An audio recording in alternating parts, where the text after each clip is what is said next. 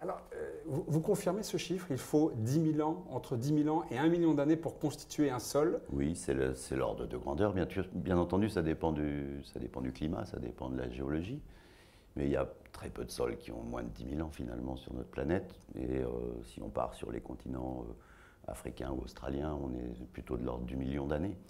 Et ce dont il faut se rendre compte, c'est que c'est un patrimoine finalement qui a mis tout ce temps-là pour se former sous l'effet du climat, de la végétation, de la géologie, et qu'on peut le détruire, comme vous l'avez dit, en quelques secondes. Ouais. Et c'est ce qu'on fait? C'est ce qu'on fait parfois. On ne le traite pas très bien, On ne le, traite pas le toujours sol très bien. en ce moment. D'accord. Ok. Alors, qu'est-ce que c'est le sol? Parce que moi, je sais ce que c'est que la surface, mais ensuite, le sol, c'est très profond. Ça s'arrête où, ce qu'on appelle le sol? Ce qu'on appelle le sol, quand on est un spécialiste du sol, quand on est un pédologue, c'est ce qui va de la surface du sol, ce sur quoi vous marchez. Enfin, pas cette moquette ici, hein, mais ce sur quoi vous marchez dans la nature ou dans les champs. Ouais. Et qui va jusqu'à la roche-mère, le matériau géologique qui n'a pas été altéré. Donc, si vous voulez, ça varie. Si on prend l'exemple français, ça varie de 10 cm de profondeur à 1, 2, 3 mètres. Si on va en Afrique, ça peut faire 20, 30 mètres d'épaisseur. Donc c'est extrêmement variable en fonction de la topographie et aussi en fonction du climat et de la géologie. Mais en gros, pour moi, le sol, c'est la peau de la planète. La peau de la planète. Voilà, c'est ce qui lui permet de respirer, c'est ce qui lui permet de produire également. Et là, on est dans le cadre d'Expo Milan, on veut nourrir la planète. Et ce qu'il faut savoir, c'est que 95% de l'alimentation mondiale, si on accepte la pêche, ça vient du sol. Le sol, c'est un monde extrêmement complexe, parce que c'est un monde qui est fait à la fois d'éléments minéraux, hein, d'argile, de sable, de limon, d'éléments qui viennent, je dirais, du monde minéral, hein, de la roche originelle. C'est fait également de matière organique, qui vient des végétaux, principalement, qui ont poussé sur ce sol. Donc c'est un mélange organo-minéral extrêmement complexe. C'est fait également de micro-organismes. Il y a beaucoup de micro-organismes. Hein. C'est bourré de vie. Ce qu'on appelle les micro-organismes, c'est quoi? C'est forcément unicellulaire, donc c'est de la vie, hein, c'est des êtres vivants. C'est de la vie, c'est principalement des bactéries, des champignons, ce sont aussi des protozoaires. C'est également ce qu'on appelle de la mésofaune, donc des nématodes, des vers de terre, etc. Il y a tout un monde qui vit dans ce sol et qui fait qu'il y a une vie, qu'il y a un recyclage des éléments, etc. Et aussi, c'est fait pas seulement de matière minérale et organique, mais c'est fait aussi d'air et d'eau. Donc c'est un milieu qui est triphasé, c'est-à-dire il y a du solide, il y a du liquide, et il y a de l'air. Et c'est ça qui fait que ça fonctionne. D'accord. Quand vous dites que ça fonctionne, qu'est-ce que c'est un sol qui fonctionne? Ça veut dire quoi? Un sol qui fonctionne, c'est un sol qui est capable à la fois de nous nourrir, mais aussi de filtrer nos eaux, mais aussi de recycler nos déchets, mais aussi de compenser nos émissions de gaz à effet de serre. C'est tout un tas. En fait, c'est tout un tas de services écosystémiques qui sont énormes, sur lesquels je vais essayer de revenir après. Oui, on va y revenir, bien sûr. Et qui font que sans sol, il n'y a pas de vie. Sans sol, il n'y a pas de vie. Oui. D'accord. Alors, on voit sur la diapositive que le sol est une interface entre plusieurs milieux. Est-ce que vous pouvez nous détailler un peu cette diapositive? Alors, oui, le sol, il est vraiment en position d'interface dans l'environnement. Il est en interface avec la biosphère, avec, on va dire, les végétaux en règle générale, parce que c'est sur le sol qu'il pousse, et sans sol, il n'y en aurait pas. Il est en interface avec l'atmosphère, et je reviendrai peut-être un petit peu dessus tout à l'heure, c'est-à-dire qu'il échange en fait avec cette atmosphère des gaz, en particulier des gaz à effet de serre. Il en produit, et le sol produit des gaz et en absorbe. Il peut en produire, et il peut également en absorber, en stocker. Ouais. Il est forcément en interface avec ce que j'appelle la lithosphère, c'est un jargon, on va dire les roches sous-jacentes. Avec les roches, oui. Voilà, puisque en fait, il vient d'eux quelque part, et en même temps, il leur transfère un certain nombre d'éléments.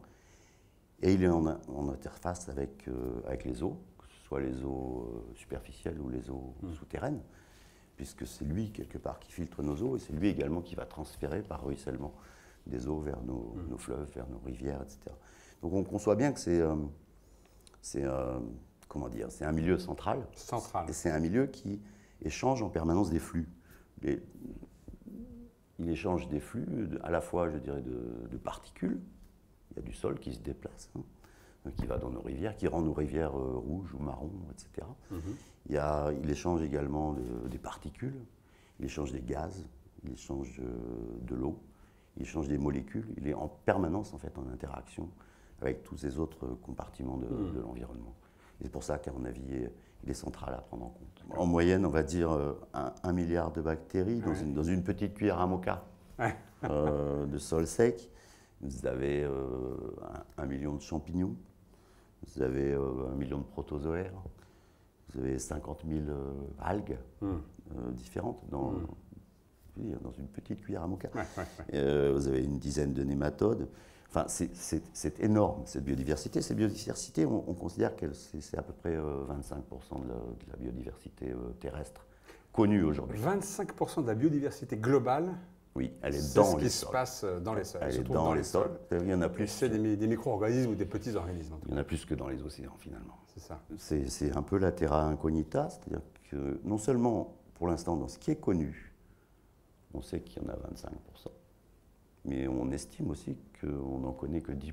Ah d'accord. Donc, je veux dire, si ça se trouve, le sol, c'est 75% de la biodiversité en termes de diversité d'organismes. En gros, le sol, c'est les 3 F. C'est food, fiber and fuel. Food, fiber and fuel. Oui, donc c'est à la fois nous nourrir, c'est à la fois produire des fibres. Alors, les fibres, ça peut être du bois, mais ça peut être aussi du coton. Oui, c'est vrai. Ça peut être nous vêtir. Et puis, fuel, c'est tout ce qui est nous chauffer, faire la cuisine. Avec du bois. Par exemple, faire la cuisine en Afrique, ou nous chauffer avec des agrocarburants de 2e génération ou de 1re génération. Donc, c'est les 3 F, quoi. C'est vraiment une source de production basique pour l'humanité. Ça, c'est la première chose. Je pense que dans le cadre de Expo Milano, c'est le plus important. Mais il y a quand même d'autres choses sur lesquelles je voudrais revenir. Absolument. Parce que si on se fixe uniquement sur la production d'aliments et de biomasse, on risque d'oublier tout un tas d'autres services écosystémiques qui sont rendus par le sol. Alors, le sol en particulier, c'est un régulateur de nos événements extrêmes. C'est-à-dire qu'il a un pouvoir tampon, il a un pouvoir d'absorption de l'eau en particulier. Et donc il va réguler à la fois des événements extrêmes comme les sécheresses, ce qui nous arrive en ce moment. Et il va réguler également des événements extrêmes comme les inondations, qu'est-ce que ça veut en absorbant de l'eau. Qu'est-ce que ça veut dire réguler un événement extrême comme une sécheresse? Comment le sol peut réguler une sécheresse? C'est un peu, pour prendre une image, c'est un peu comme si vous avez une éponge ou un pot de fleurs. Dans un pot de fleurs, finalement, c'est du sol que vous avez d'une certaine façon. Et donc, à partir du moment où il a stocké un certain nombre de quantités d'eau en lui-même, il va être capable de le restituer aux végétaux. Donc il va réguler. Alors même qu'il ne pleut pas. Alors même qu'il ne pleut pas. Ouais. Donc il va réguler, alors plus ou moins en fonction de son épaisseur, en fonction de ses caractéristiques. Il va réguler quelque part cette sécheresse. Il va permettre aux végétaux de continuer à produire ou à se développer alors qu'on est en situation de sécheresse. Et à l'inverse, je vais reprendre cette fois, je ne sais pas, l'image d'une éponge. Quand il va y avoir beaucoup de pluie qui va tomber, comme l'hiver dernier en France, par exemple, eh bien le sol, lui, il va la stocker pendant un certain temps et il va faire qu'il y aura moins de ruissellement. Moins d'inondations. Moins d'inondations, oui. Voilà. Donc il régule des deux côtés, à la fois en termes de déficit et en termes d'excès. Quelque part, le sol, c'est peut-être la plus grande station d'épuration du monde. C'est-à-dire que si on n'avait pas les sols, si on n'avait pas l'activité microbienne pour transformer tous ces déchets, on serait enfoui sous des kilomètres et des kilomètres de déchets. Ouais. C'est lui, quelque part, qui recycle tout ça. Après, ce qui est très connu, c'est que c'est une source de matières premières. Bon. On construit avec. Ça va de soi. On en fait des briques, on pique du sable pour faire du macadam, etc., du béton. C'est notre environnement physique et culturel, c'est là-dessus qu'on construit, c'est là-dessus qu'on vit, quelque part. Finalement, il n'y a aucune activité humaine qui échappe au sol, hein, même les aéroports ou même la pêche, il faut bien s'accrocher quelque part. Donc, voilà. Et puis, ce qui est peut-être un peu moins connu, c'est que c'est un habitat. Ce qu'il faut également retenir, peut-être, c'est que actuellement, 70% des antibiotiques que vous trouvez dans vos pharmacies, en fait, ont été découverts grâce aux micro-organismes des sols. Donc, la pénicilline, Fleming. D'accord. C'est un champignon, la pénicilline. Oui, mais c'est un champignon du sol. Du sol, oui. Et il y a des prix Nobel qui sont des microbiologistes du sol qui ont découvert tout un tas de médicaments très intéressants. Et tout ce que vous trouvez 70% de ce que vous trouvez dans vos pharmacies proviennent de là. Et donc là, on se dit qu'on a un patrimoine génétique immense et qu'il faut faire attention à ne pas le détruire. Et il faut faire attention à l'identifier, à mieux le connaître. Le gros enjeu vis-à-vis des teneurs en matière organique, il y a un enjeu qui est agronomique, c'est-à-dire que si vous avez des teneurs en matière organique qui baissent trop, vous allez avoir un certain nombre de propriétés des sols qui vont devenir, je dirais, limites pour la production. Vous allez avoir des sols qui vont se dégrader. On a besoin de matière organique pour faire pousser des plantes. On a besoin de matière organique pour maintenir un certain nombre de propriétés physiques des sols, et pour éviter en particulier l'érosion, et pour maintenir également une certaine capacité de rétention en eau, maintenir une certaine capacité de rétention en éléments minéraux, etc. Grosso modo, pour simplifier, plus vous avez de matière organique dans un sol, normalement, mieux il se porte, et plus il est productif. Alors si on se place maintenant à l'échelle du monde entier, l'enjeu il est différent selon que vous êtes au nord ou au sud. Si vous êtes complètement au nord, donc vous avez des teneurs en matière organique qui sont extrêmement élevées dans les tourbes, dans les sols, dans les pergélisols, etc., du nord de l'hémisphère nord. Et là, l'enjeu, c'est si on se met à perdre ces teneurs en matière organique, si on se met à les relarguer, on va avoir des flux de CO2 énormes vers l'atmosphère, et donc on va augmenter l'effet de serre, donc on va réchauffer la planète, ce qui va faire que ça va minéraliser encore plus, et du coup, c'est le cercle infernal, quoi. Ça, c'est l'enjeu du Nord. Le cercle infernal, c'est... cercle infernal, c'est... les sols vont stocker de moins en moins, on relargue de plus en plus de CO2, et plus on en relargue... Plus on en relargue, plus ça se réchauffe, et plus il déstocke. Oui, c'est ça. Et il déstocke, oui. Oui, parce que plus ils vont minéraliser sous l'effet de l'augmentation de la température. Ça, c'est l'enjeu du Nord. C'est l'enjeu, grosso modo, du Canada, de la Scandinavie, etc. Et puis, vous avez un enjeu au niveau de la Méditerranée ou des pays plus secs, où là, on est déjà à des teneurs qui sont très très basses, et où l'enjeu c'est... En matière organique. En matière organique, oui. Et où l'enjeu c'est, si je descends en dessous d'un seuil vraiment critique, mes sols vont commencer à s'éroder, ils ne vont plus avoir de structure, ils vont s'éroder sous la moindre pluie. Ouais. Et là, l'enjeu c'est je vais désertifier en fait. Ah oui. Je vais arriver à désertifier quelque part. Et c'est ce qui se passe, hein, c'est ce qui se passe dans le Sahel. C'est ce qui se passe déjà aussi au sud de l'Espagne, au sud de la Grèce, au sud de l'Italie. C'est-à-dire qu'on est arrivé à des seuils tellement faibles qu'on part dans un cycle où après c'est l'érosion qui prend le relais. Sud de l'Italie aussi. Oui, après c'est l'érosion qui prend le relais et après il n'y a plus de sol. Il n'y a plus de sol. Et après c'est le désert. Et il y a une expression qu'on utilise en français, c'est le sol s'épuise. Le risque d'épuiser un sol. Qu'est-ce que ça veut dire que épuiser un sol? Alors, épuiser un sol, si on prend ça au sens, je dirais, agronomique du terme, ben c'est arriver à un stade où il ne produit plus, ou alors il ne produit presque plus rien. C'est-à-dire, je laboure, je sème, j'irrigue, je fais tout ce qu'il faut, et pourtant ça ne pousse pas. Et pourtant ça ne pousse pas. Ouais. Alors un exemple type, je dirais, d'épuisement des sols, c'est ce que j'appelle... l'agriculture minière, entre guillemets. L'agriculture minière? Oui. Alors, c'est ce qui se passe en particulier dans un minière certain... comme une mine. Hein, comme une mine. On va chercher du minerai. On va aller prendre un sol. Alors, c'est ce qui se passe dans un certain nombre de régions du monde, en particulier au Brésil ou en Argentine ou en Indonésie. Donc, on prend un sol qui, a priori, a d'assez bonnes potentialités. L'exemple type, c'est je défriche un bout de forêt amazonienne, je brûle. J'ai plein d'éléments minéraux, en fait, qui viennent de ce brûlis. Et ensuite, je mets des cultures dessus. Ça produit super bien au début. 1 an, 2 ans, 3 ans, 4 ans, 5 ans. J'apporte rien. Et puis au bout de, Pas d'engrais. Et puis au bout de 6-7 ans, le sol, il produit rien. Il ne produit plus rien, il est épuisé. J'ai plus qu'à attendre. J'ai plus qu'à laisser repousser la forêt et attendre je ne sais combien de centaines ou de milliers d'années pour que ça se refasse, entre guillemets. Donc je n'attends pas, justement, et donc je vais aller un petit peu plus loin, défricher encore un petit peu de forêt amazonienne pour recommencer ce que je fais. Alors c'est un système qui fonctionnait très bien, tant qu'il n'y a pas trop de pression. De toute façon, c'est le même système que la jachère qu'il y avait au Moyen-Âge chez nous. Hein. Je veux dire, j'utilise et puis je laisse un certain temps, etc. Et tant qu'il y avait très peu de pression sur ce milieu-là, tant qu'il y avait quelques Indiens qui brûlaient 1 hectare par là, puis qui attendaient des années, puis qui allaient brûler ailleurs, etc., ça fonctionnait très bien.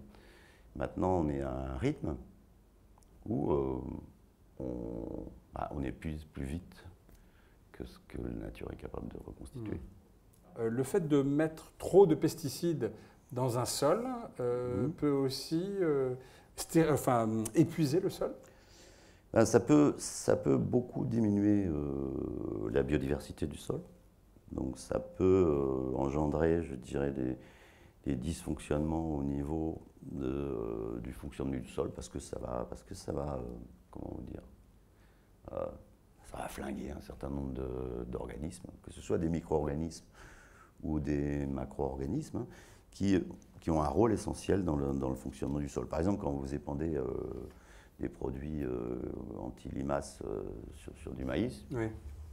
Généralement, vous tuez en même temps les vers de terre, qui eux sont essentiels en fait à l'aération et à la vie du sol. Donc vous pouvez modifier le fonctionnement si vous appliquez trop de pesticides.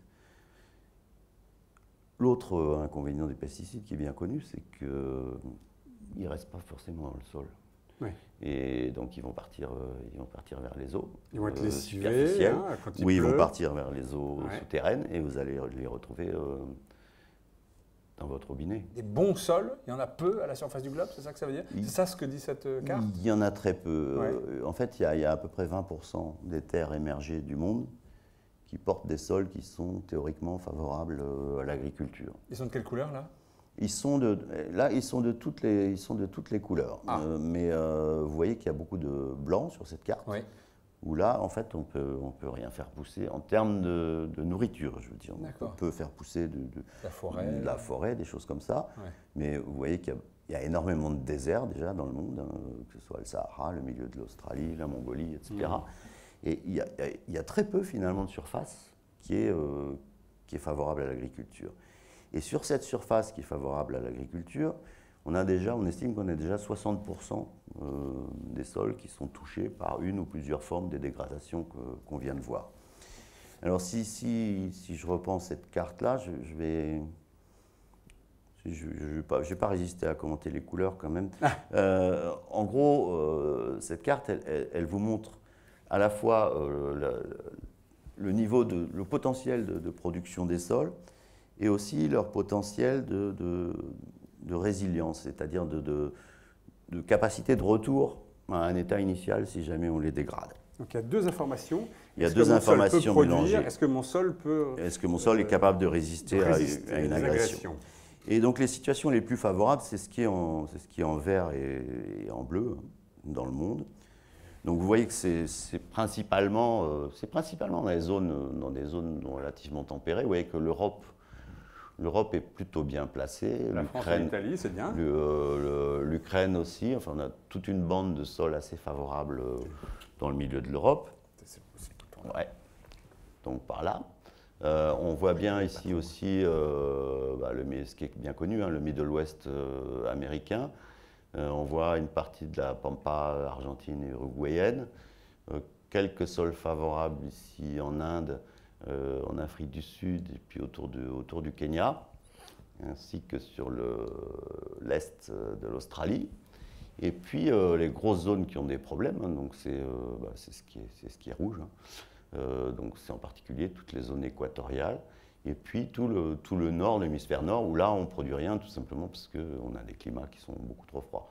Donc ce qu'on voit quand même, c'est qu'on est dans une situation où on a finalement très peu de ressources par rapport à la planète.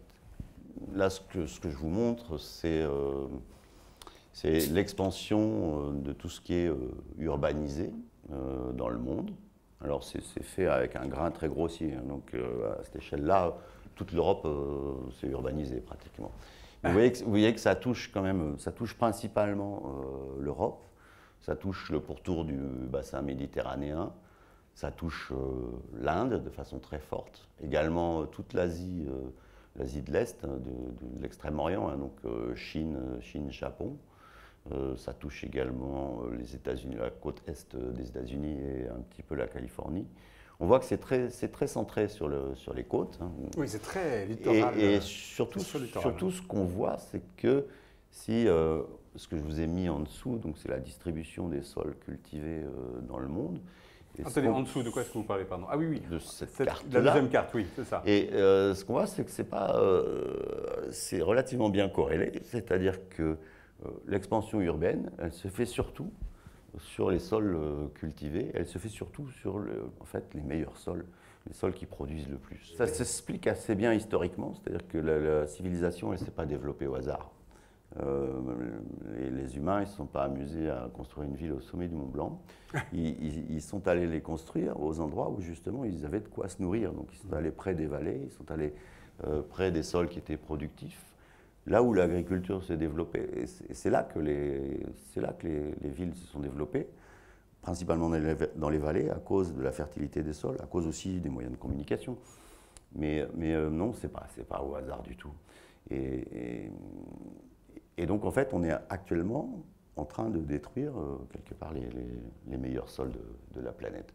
Alors, pour vous donner un chiffre... Avec l'urbanisation, on est en train de détruire les meilleurs sols de la planète. Et de la France, en France. D'accord. Et quand vous dites détruire, ça veut dire que c'est irrémédiable? Quand je construis un pavillon... C'est quasi irrémédiable. Parce qu'il fallait que je gratte, en fait, pour installer les fondations de mon pavillon. Parce qu'il a fallu que je décape déjà une partie du sol pour construire. Et ensuite, parce que le coût de la réhabilitation est tel qu'on ne réhabilitera jamais. À cette échelle-là, on est à 20 millions d'hectares de sols agricoles qui disparaissent par an. À cause de l'artificialisation, à cause de la construction. Oui, c'est-à-dire 20 millions d'hectares par an. C'est-à-dire plus que la superficie des sols cultivés des terres arables de sol de France. Les terres arables de sol de France, c'est 19 millions d'hectares. Arable, ça veut dire qu'on peut... cultiver, qu'on peut labourer. Oui, c'est ça. Donc, c'est-à-dire que par an, on perd l'équivalent de la production agricole de céréales de la française. Ouais. D'accord. À cause de l'urbanisation. À cause de ça. On est donc à un chiffre qui est 6350 mètres carrés par seconde. 6350 mètres dans carrés le monde. par seconde. Et en France, c'est 27 mètres carrés par seconde. C'est-à-dire que le temps que je dise juste 27 mètres carrés par seconde, la superficie de cette salle a déjà disparu. Pour vous donner un autre exemple de chiffres, ce qu'on perd, on perd en France l'équivalent d'un département moyen français comme le Loiret, par exemple, hein, donc, en 7 ans. Donc en 7 ans, en fait, on perd 1% de la surface du territoire national, uniquement par... alors, c'est pas Parce que ça se poursuit en France. France. Que des pavillons, hein, c'est aussi des parkings, c'est aussi des supermarchés, c'est aussi des réseaux, des routes, des autoroutes, etc. Et ça se poursuit, oui. Donc l'artificialisation se poursuit en France, et vous avez l'impression qu'elle ralentit quand même ou qu'elle s'accélère? Alors, elle s'est accélérée depuis les années 60 jusqu'en 2008. On est passé progressivement à des chiffres qui étaient de l'ordre de 40 000 hectares par an, avec un chiffre qui a culminé autour de 2007-2008 à 90 000 hectares par an. Et puis il y a eu la crise économique en 2008. Et donc c'est retombé d'un seul coup. Les crises économiques font toujours beaucoup de bien à l'environnement. Oui, on est retombé à 40 000 hectares. Ça s'est calmé et maintenant c'est en train de redémarrer doucement. Mais oui, effectivement, ça montre finalement que la crise économique a été plus efficace que nos politiques pour réduire l'artificialisation du territoire. Après, tout ça n'est peut-être pas très gai, mais à mon avis, il faut le dire. Oui. Et ensuite, là j'ai posé avant tout les problèmes. Oui. Et pour un certain nombre de ces problèmes, il y a des solutions. Alors ces solutions, elles ont un coût. Elles ont aussi besoin de passer auprès de nos politiques et de façon à ce qu'on décide de les appliquer. D'accord. Mais je ne suis pas si pessimiste que ça. Bon, très bien.